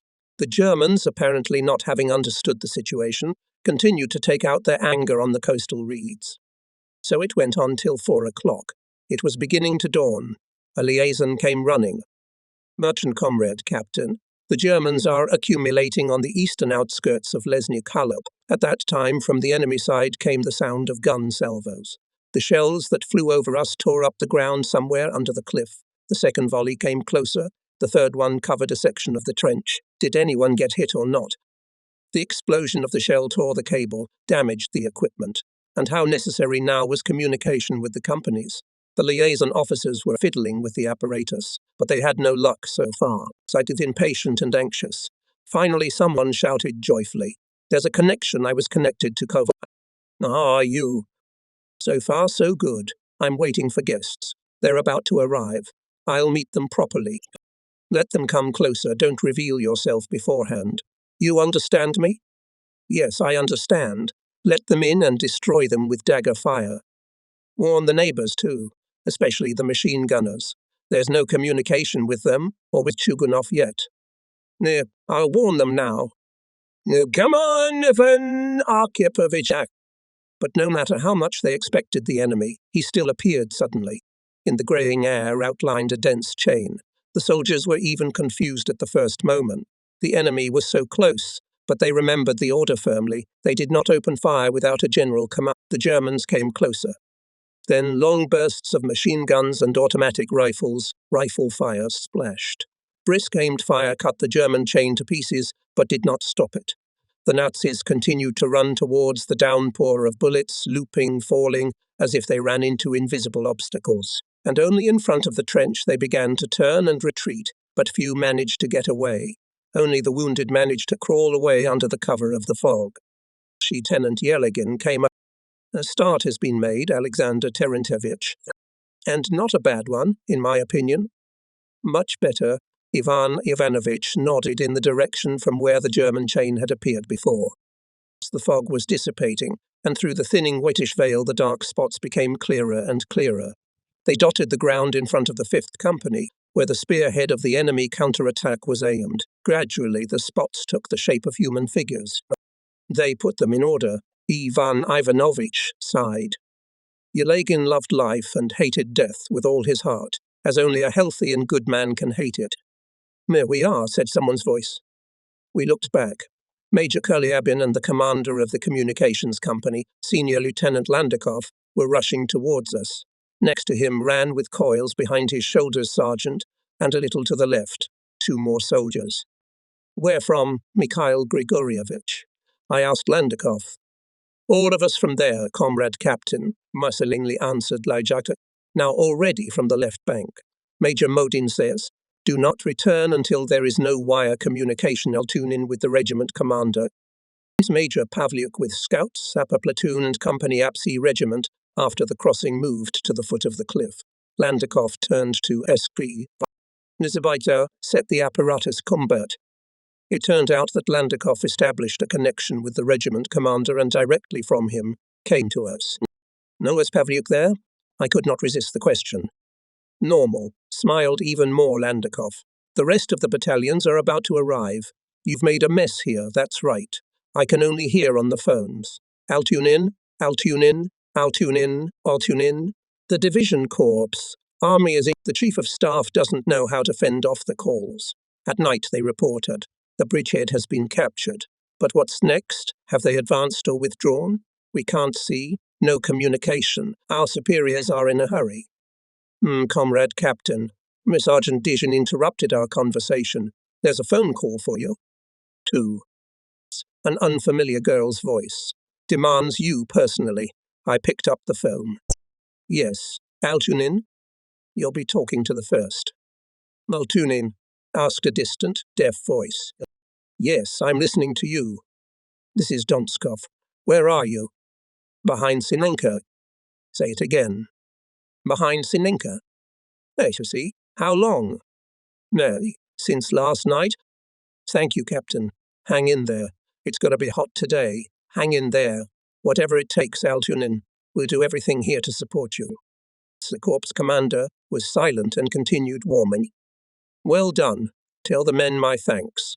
If you hold out now, you'll be heroes. I believe in you and your guys. Tell the people so. I hope for you, Bryansk people. You made me happy today. See you at the Sinenka. Semyon Ivanovich hung up the phone, but almost immediately the voice of the regiment commander sounded in the phone. I heard all tune in your conversation. Do you realize what importance they attach to us? How's it going? We're putting ourselves in order, fixing ourselves up. How long before the promised arrival? I meant the anti-tank batteries and artillery division attached to the battalion. So far behind Sinenka, we answered the major. It is difficult to deliver. Some of your boats went down, promised to drop off sappers. They're not here yet. We'll have to make do with cash forces. Sheriff Pavliuk's voice disappeared in the rumble of shell bursts. The Germans began a new bombardment. With every minute it intensified. 81 EM batteries joined the artillery preparation, then heavy 6-barrel mortars rumbled. Overhead, droning sounds floated over the bridgehead. The ground shook finely, taking in the red-hot metal. Kulyabin, together with the battalion, passed all the circles of hell. The ground was collapsing before his eyes, flowing like water down the walls of the trenches. The soldiers were tortured, throwing the earth out of the cells of the observation post. Major Kulyabin encouraged me. Nothing, combat, we'll survive. We are two willed men, and it's too early for us to die. We haven't done much yet. Keep in touch with the companies. A large shell fragment crashed at our feet and hissed in a puddle of rainwater. Lieutenant Yeligin stepped on it, pressed it into the mud, looked at me. Alexander Terentievich, I'm here to see Chugyonov. Be careful not to get caught. Maybe you'll wait it out? What's to be will be. The fog has thinned out, it'll be harder to get there afterwards. The Germans have broken their teeth on Kovalev. Now they'll probably go for the 6th Company. Well, go on then. Take a machine gunner with you just in case. I nodded to a nearby soldier from the headquarters guard. Ducking, Ivan Ivanovich together with a soldier ran to the flank of the battalion defence. But not far from us fell, as if drowned in the last rags of fog, and immediately behind them splashed the flames of the rupture. The shrapnel whistled above us with a screech. I threw an anxious glance at the place where the deputy commander and the soldier were lying down, waited until they got up, and only then turned to Landakov standing next to me. Well, Mikhail Grigorevich, now you will see where we have reached and what we do. I guess you got used to it in the regiment headquarters. He nodded at the approaching whistle of shells. Or are you going back to Modin? No way, I'm not used to it. I often have to be on the front line. I'm not thinking of going back yet. I hope I won't be unnecessary for you. Of course not. We'll be glad to have you. The telephone rang. The companies were reporting about the enemy advance. Almost immediately we heard the roar of engines. Nay, tanks. Listen to the rumble, Presniakov. The Krauts decided to take us seriously. It looks like they are. Serious or not, but I think that the enemy has not played games before. Presniakov looked at me with surprise. Realizing that he said the wrong thing, embarrassed, but did not make excuses, went to a hastily made table, on which lay a map of the battalion defence area drawn in pencil. Fascist shells and mines continued to burst, overlapping throughout the depth of the captured area. Among the soldiers were killed and wounded, especially those who were caught in the open by the shelling. In the companies, several machine guns and anti-tank guns were out of order. The radio station of the communicators was broken. The artillery preparation ended with a massive volley of howitzers and heavy mortars. In the ensuing silence, the rumble of engines was now more and more clearly heard. It's time for me to go to the people. Mit turned to me, Kulyabin. I'll be at the machine gunners. Nikolai Afanasievich resolutely stepped toward the message. I nodded to the machine gunners, and they hurried after Kulyabin. I brought binoculars to my eyes. The optics sharply reduced the distance. The forest haylops no longer seemed like a general clutter of buildings. In the lens, sharply marked buildings. Many houses had peak-tiled roofs. Next to thatch-roofed huts and barns in black sweat, they seemed beautiful.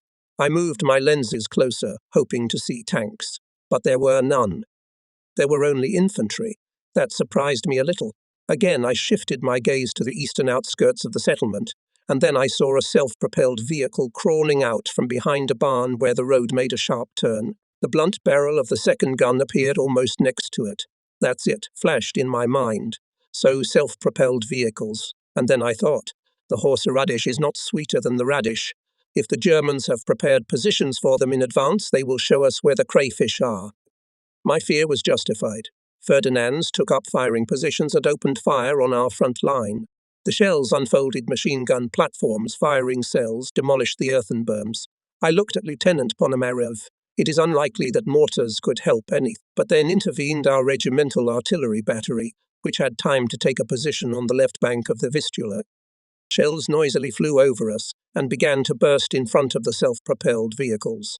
The cannoneers were firing at extreme range, so our guns were not doing much damage to the enemy. When a shell hit one of the self-propelled guns and the explosion of its own ammunition blew it apart, the Ferdinands stopped firing for a while. Meanwhile, the fascist infantry came closer and closer to our front line. This time the Germans clearly aimed at the center of our defense. They drew here machine gunners and machine gun crews. I tried to understand the enemy's plan. A hunch came. At the junction of the companies is a small height with gentle slopes. The high rise dominates the surrounding terrain. From it well shot most of the battalion's defences. To seize it means not only to split the companies, but also to get the opportunity to control our rear. And it became clear. The Germans finally understood the situation. No wonder they are aiming here. Connecting with Shuganov, warned him. I've already taken measures, Comrade Captain. The Krauts can't see the heights. What measures? From the German side, the heights are sloping down into the gully. Apparently they want to distract us on the flanks and get to this ravine. We'll concentrate fire on the flanks and drive them all here if possible, forcing them to come out on the tongue. We'll meet them here. Company machine gunners on the right side and machine gunners on the left. The plan was simple and, in my opinion, ensured the fulfillment of the combat task. I promised Shuganov to help mortar fire. Lieutenant Ponomarev had time to shoot. But, as often happens in battle, the situation suddenly changed dramatically. From the height located northeast of Lesny Kalop and labelled on maps and schemes 131.4, supported by 2 tanks, appeared Nazi machine gunners. The enemy began to stream around the right flank of Kovalev's company. Will not be confused, Ivan Arkhippovich. A thought flashed. Still will begin to remove from the left flank of the forces. The fascists are just waiting for that. I asked the signalman to connect me with him. The platoon commander answered the phone. Where's the company commander? In the trench. Nicey. Tell him not to expose the left flank. We'll help with the fire now, and don't let him scurry around the defences like a cockroach. He's got binoculars. Something crackled in the tube, and it got quiet. In vain I kept calling. Hello, hello. The telephonists, picking up the spare machine and reel, ran to the... I turned to Ponomarev. Nechinsi, can you cover the Krauts? Of course I can. Then go ahead, do it. On the infantry. Charge. Fire on the fugitives. Are you going to shoot at once? Ponomarev looked at me in surprise. Vasily Dmitrievich, I started the war with a mortar company. I learned some basics, although I commanded a little. See, a faint smile touched his weathered lips. The mortar company commander said with confidence in his voice, Laboratute small, I'll cover. Well, look. Almost simultaneously, we raised binoculars to our eyes. The salvo dissolved in the rumble of battle, but the ruptures were clearly visible. A series of mines lay between the first and second waves of Hitlerites. Ponomarev made corrections. The second salvo accurately covered the Nazi chain. Yeah, bitches, give. Captain Presniakov couldn't resist. Well done. They are snipers. We're doing our best. Modestly Vasily Dmitrievich, continuing to correct the fire. The Germans rushed forward, trying to get out from under the mortar fire, but again came under a barrage of bursts. Name tack them. One of the observers couldn't stand it. As if hearing this exclamation, the company machine guns and automatic rifles of the scouts hit the enemy. The front wave of the attackers could not withstand and lay down 150 meters from the bends of our trench. The second did the same. Machine gunners, snipers were now beating German infantrymen crawling away under the protection of Armour Ferdinand. Engrossed in the right flank, I for a while let out of sight of the events taking place in the centre. German infantry, as promised Shuganov, was in the crossfire of machine guns and handheld machine guns, but suffering losses. The Nazis persistently climbed forward. They were so confident of their success that even when they were left no more than a platoon, rushed to storm the height. That's when Sergeant Zatotnai's squad, entrenched on the heights, put the final cross on their plan to split our defences. The soldiers met the enemy with a dense fire. No sooner had the shots of this attack subsided than the enemy opened a new heavy artillery fire on the battalion's defence. The Junkers flew in, and we took the heaviest bombardment. Then the Germans again went on the attack, and so on throughout the day. Artillery attacks were replaced by air strikes, bombing, attacks, and again all over again. Water was boiling in the casings of Maxim machine gun barrels were red hot. Hold on! In what variants only we had not had a chance to hear this call on the first day of capturing the bridgehead. Halt! Repeated shooters, machine gunners, Peter Offsey, not a step back. Commanders ordered, we have no land beyond the Vistula, called the Communists. Everyone, from the soldier to the commander, lived by one thing: to withstand, to endure. At noon, the artillery division of Major Valentin Bereza came to the river. I knew the major well. He was a brave man, in love with artillery to the depths of his heart, a man of cheerful character. Ivan Makarenko, Ivan Kizelev, Ivan Boldenko were battery commanders to match Valentin Petrovich. 3 Ivans. There were different stories about them in the regiment and in the division with happy endings. Since the Ivans came, the Krauts have nothing to do. The joke took root, forming different stories and told tales from their front life. They, these modest guys, in response to questions only answered smiling. On Ivan and Peter all Russia is kept, and we of them. In short, the fame of their skill, boldness, determination in the critical situation of battles went wide. We could see from our base how, having turned around, the artillerymen duelled with the German artillery, which was behind Lesnie Kalop, and drowned rafts with ammunition on the Vistula. But we could do nothing more. Other enemy batteries were out of range of our artillery fire. At 14 o'clock, communication with the right bank was restored. Through the crackle of ruptures, I heard Abashev's voice. The division, corps, and army congratulate on the capture of the bridgehead.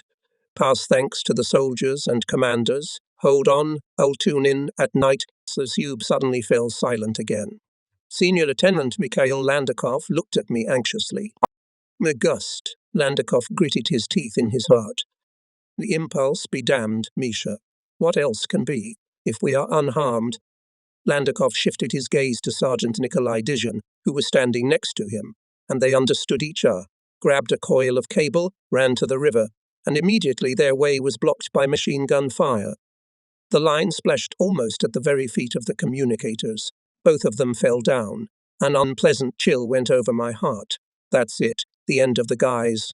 But suddenly, Landakov and Dizhin jumped up, and in one fell swoop rolled into a No, you can't take us at once, Ma flashed in my head.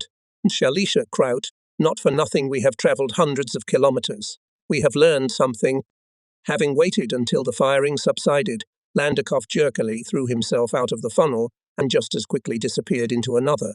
After him the sergeant did the same. So, disappearing and reappearing, they approached the shore. One controlled the wire, the other dragged the coil. My heart is restless. During the last German counterattack, the ammunition was running low. We had half a magazine for a machine gun, a dozen or two for a machine gun, and a heel of cartridges left for a rifle. Grenades, one for every third man. My PPS has an empty disc and 7 rounds in the gun. Several men had already been sent for ammunition to the right bank of the Vistula. Some of them managed to get there. We could see rafts loaded with crates leaving the opposite bank. But at once German artillery concentrated fire on them, water columns soared, logs flew, people were killed, and the ammunition and grenades, which were so desperately needed, went to the bottom. The fascists had shot every square metre of the river surface. They had no shortage of ammunition and opened heavy fire even on individual soldiers trying to reach our shore, not to mention the rafts. The boats, as soon as the fog began to clear, were sunk. And now, in this difficult situation for us, the enemy was preparing for another attack, the 6th. We had to withstand it. With Bukharin, Presnyakov, Elagin, we puzzled over how best to repel the onslaught of the enemy. We thought this way and that way. But the issue was always bogged down in the lack of ammunition. What if we do this? We distribute ammunition equally, let the fascists get closer, hit them with a volley of TSE hand to hand. Nepal sends the backcast the way out. Bukharin supported me. Our strike will be a surprise for the Croats, and this is just what we need now. The idea is good, said Presnikov, leaning over the map.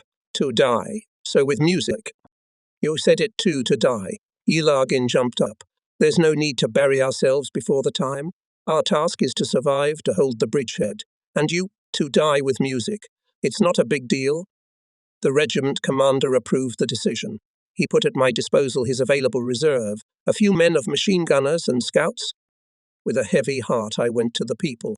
I understood by the past battles they were waiting for ammunition, replenishment, and here, but there was no other choice, no matter how bitterly I realize it. This is the case when you do not create circumstances, but they dictate their will to you. At the crossroads of a fresh, but already ploughed up by ruptures trench with communication lines, I saw a group of fighters. Positioned at the bottom of the shelter, they looked expectantly at the sergeant standing in a circle with a helmet in his hands. Savarin, I recognized the junior commander. I liked this medium-sized, thin, judicious, with an economic vein of a man. What's going on here, Stepan Ilyich? The sergeant turned around. A kind smile slid across his tired, greying face.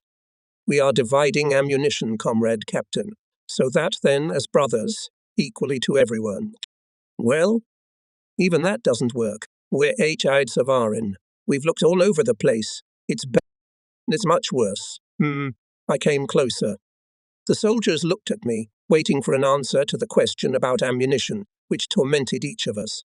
But apparently my look was more eloquent than any words. Yes, comrade captain, we understand. A small soldier with a bandaged shoulder couldn't stand it. We see how the Krauts are beating on the Vistula, though they do not forget us. We are like a boil on a prominent place. They want to pick us off, but it hurts. That's why they're so furious. Their soul is in their liver. I want to, and it hurts. Yoy joked in response to his words, neighbour, and we are like that parent who does not command. Have you had lunch? I asked the fighters. We had a little snack, said the wounded man. We have plenty of dry rations. We'd like some cartridges, comrade captain. You're at it again, Savarin reprimanded his subordinate. He should understand. We'll wait until evening, then we'll get them. The company commander, said one of the soldiers. Senior Lieutenant Kovalev, accompanied by a machine gunner, was hurrying along the trench towards us. Apparently he had been warned of my arrival. As usual neat and tidy, he was shaved this time too. A white strip of cuff collar peeked out from under the collar of his uniform. He came up, put his hand to his helmet, began to report. No need, Ivan Archipovich. I stopped him. How's your mood? Normal, comrade captain. Kovalev took off his helmet, ruffled his hair, which was sticky with sweat and dust. We are beating the Germans. We're not thinking of going back. We didn't take the bridgehead to return it to the enemy. The losses are great. We're running out of ammunition. But that's all right. It's not the first time. We'll hope. Thank you for your frankness. That's why I've come to you. The Germans are building up for a new counterattack. I've decided to meet them with volley fire and hand-to-hand combat. I looked expectantly at Kovalev and only then noticed how shriveled for the last 24 hours. Ivan Archipovich. Yes, you are well twisted, I thought, looking at my I agree with you. Kovalev interrupted my thoughts. Only it is desirable, comrade captain, more shouting and noise. Let them think that we came to us reinforcements. It will depend on you, Ivan Archipovich, as people will adjust. Now, comrades, Kovalev turned to the soldiers. Shout that not only the Krauts, the devils became sick. They won't follow us, we'll shout. Masavarin answered for all of them. Kavasov alone is worth it. His bass is like a deacon's. No, come on, comrade sergeant, you waved a skinny fighter with a torn sleeve. What a screamer I am. Tell me too. The soldiers burst out laughing. All right, comrades, I still have to visit Chugunov. And you, Ivan Archipovich, gather the platoon commanders, familiarize them with our idea. Yes, sir. I've already thought of it myself, comrade captain. I found Senior Lieutenant Chugunov together with the platoon commanders in a big funnel. Or rather, it was no longer a funnel, but something like a dugout. The soldiers had given the torn edges a vertical shape, levelled and lined the bottom with grass, even managed to put some poles on top. Where did they get them from? In short, as we could in our conditions, we equipped the company commander's NP. Sergei Pavlovich gave instructions to the officers on refitting the positions of platoons, interaction in case of repulsion of the enemy counterattack. At my appearance, he stood up. The officers also stood up. Sit, comrades. Having lowered down on a trophy shell crate, I looked around the dwelling. Yes, you have settled down quite well, Nikolai Pavlovich. The Germans helped. One of the bombs hit here. The rest, as they say, is a matter of soldiers' ingenuity. The company commander was silent and looked at me questioningly. No ammunition yet, I said. You probably see how the Germans send rafts to the bottom. We have to make do with cash, though there's not much of it. The officers nodded understandingly. I explained them what to expect from the enemy in the near future. That the crowds for the last hour quieted down, they thoughtfully said Chugunov. I thought, what is this? Striped with all kinds of weapons and suddenly subsided. No other way, something is plotting. Just in case, I gathered the platoon commanders, warned them, and once again discussed the unresolved issue. Counterattack officers of the company liked it. It's understandable. We did not have too many chances to hold off the enemy, although we hoped for a favorable outcome. At our disposal, except for a fierce desire to win and soldiers' ingenuity, there was almost nothing else to hold the bridgehead. Then I looked in on the regimental scouts who were covering the battalion's flank. Platoon Commander Pyotr Blokhin was giving his subordinates a task in case of repulsion of the enemy attack. The scouts looked brave. Behind their backs, German automatic rifles. From under their belts protruded enemy grenades with long handles, and from their boots, horns filled with cartridges. The picture was completed by belt pouches with short knife handles. What an arsenal! I shook my head. Where did you collect it? Where, comrade captain? Junior Sergeant Slepchenko was surprised at such an ineptitude. We borrowed it from the enemy. We beat the enemy, so to speak, with his own weapons. We are, comrade captain, smiled the petty officer. We have already put the Krauts down. No, thank you. I rely on you as on myself. I took out cigarettes, gave them to the petty officer and the guys, took a puff of smoke and wondered, where are your weapons? In the dugout, Yasepchenko said without blinking an eye. I ran out of cartridges in the PPS. I had to leave it and arm myself with this one for a while. The Krauts were fleeing in the morning and left some machine guns with full ammunition. We saved them for a rainy day. When asked about the mood, Blokhin, smiling, replied, as always, excellent. And after a little hesitation he added, it would be faster, comrade captain, to break into Lesny Kalopi to expand the bridgehead. The fascist is brutalizing on our patch. We'll take Lesny Kalopi. In the meantime, I came to talk to you about repulsion of another attack. I told the scouts about the decision. I see, comrade captain. Me, said the petty officer. We are always ready to give the Krauts a kick in the teeth. We are not used to sitting idly by, yet ready to repel the enemy. And on the general signal, dash forward. You'll get a specific task a little later. After talking to my comrades, I'm in a better mood myself. The question of whether we'd hold the bridgehead didn't even arise. On the contrary, people dreamed of expanding it. Recently, I again experienced the feeling of pride for my combat friends, reading the pages of the awarding orders extracted from the archives. Junior Sergeants Georgy Moskalev, Vladimir Slepchenko, Privates Mikhail Malkov, Ivan Mishin and others were awarded the Order of the Red Banner for forcing the Vistula. About 15 minutes after my return to the NP gathered company commanders. Since the officers knew the general situation well, I dwelled in more detail on the proposed direction of the enemy attack, possible variants of his strikes, our response reported signals. But then the Germans began shelling. With howling and rumbling shells began to burst. The earth trembled, shook, sprinkled from the walls and broomsticks inside the trench. From the opposite bank our batteries answered. The first batch of guests to the fascists passed over our heads. To your places, comrades. Watch the signals. The raid lasted about 15 minutes. The fascists narrowed and then expanded the boundaries of shelling along the front and in depth. The last salvo came from 6-barrel mortars. However, even he did not bring us great losses. The personnel of the rifle company's mortarmen, Piterovsi, were hidden in the crevices. In the ensuing silence, the stifling odor of TNT hit my nose sharply. I looked out of the trench. The ground turned by explosions was smoking, the bushes mangled by mines and shells were smoking. Now they are coming, U.S. said nearby Captain Presnyakov. We have been watching the Germans here. Only for the last half an hour before the artillery attack we counted about 200 souls. It will be a serious matter. As if in confirmation of these words, a dense chain of krauts appeared from the shrubbery that grew a little higher than the road, followed by a second one. They were walking with rolled-up sleeves, shooting from automatic rifles, hand machine guns, rifles ahead of them. How dare! Presniakov couldn't stand it. Have you eaten Belena, you lunatics? Since the Germans are getting closer and closer. Through binoculars one can clearly see faces. Not young, tired, some impersonal grey, not those shiny faces, young and cocky, which I had seen in similar situations before. In the attack were people of older ages, obviously, from the last total mobilization. I cast a glance at the fighting order of the companies and noticed how in the collapsed, broken trenches and passages, shaking off the earth and dust, the traces of artillery and mortar raids. The soldiers are rising. Chugunov appeared in the gap of the trench, rushed to the remote machine gun cell and hid in it, but almost immediately his helmet was again in the field of view of binoculars. A second one soon loomed next to it. The soldier put the machine gun on the bumper and began to wipe the tape. I knew there were only 12.5 cartridges, no more. The soldier wrinkled his nose in displeasure. Chugunov said something concernedly, him pointing with his hand to the left, then to the right. Finally finished, clapped the machine gunner on the shoulder, and ran along the trench to the flank of the company. I turned the binoculars a little.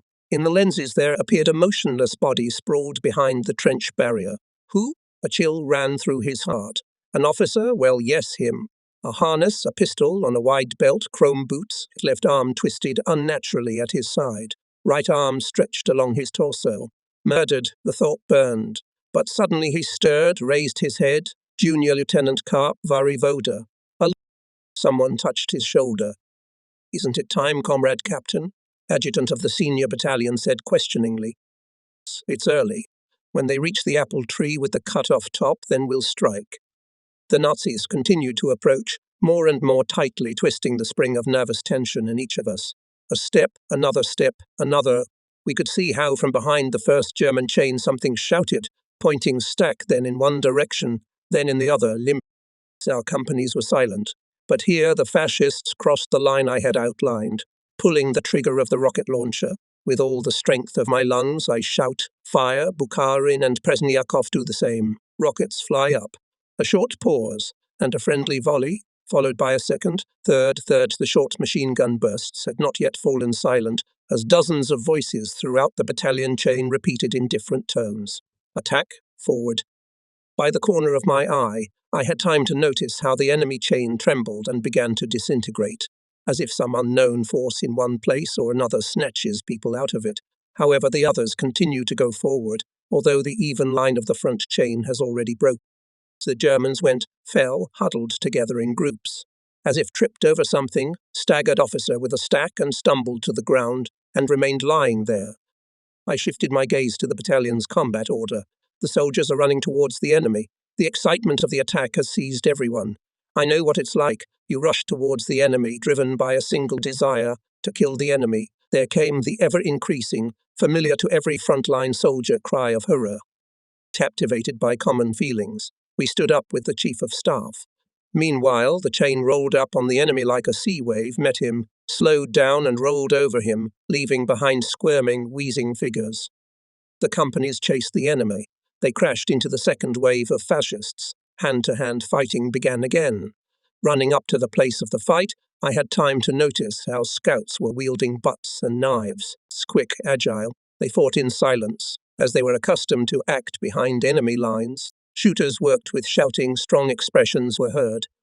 We hit the fascists with rifle butts, grenades, shovels. Whatever we could, whatever came to hand. In a matter of minutes we swung over the space that separated us from the bushes, where the enemy infantry was accumulating before the battle, and descended to the road, or rather, to the wide ploughed path in front of the village. And already the first houses of the forest hulops showed themselves, cut off from the shore. A thought suddenly burned my brain. Involuntarily, I stopped running and shouted at the top of my lungs, "Stop, get back, get back." As the commanders duplicated the command, but the men were still running by inertia. Machine guns rang out from the forest haylofts. "Get down." Voices echoed throughout the chain. "Get down." I fell down beside a young apple tree turned upside down. Nearby Presnikov sprawled out and stared at me incomprehensibly. His lips snapped. Kalupai next door. Why are we lying here like on the naval, Comrade Captain? Igor Tarasovich, the Germans can cut us off from the Vistula. Then you'll have the Kalupas. We're already in the sack.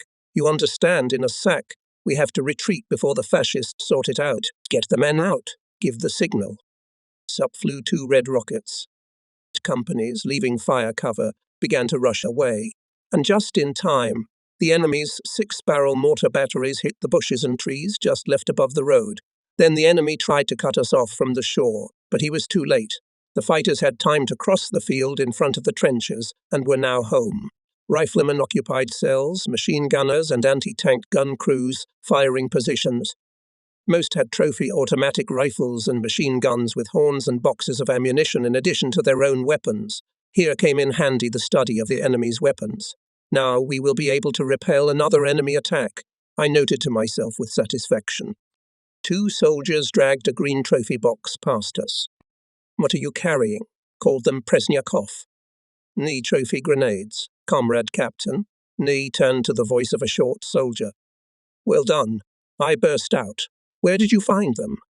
It wasn't us. The company commander got it. Now we'll have something to meet the Krauts with. Well done, anyway.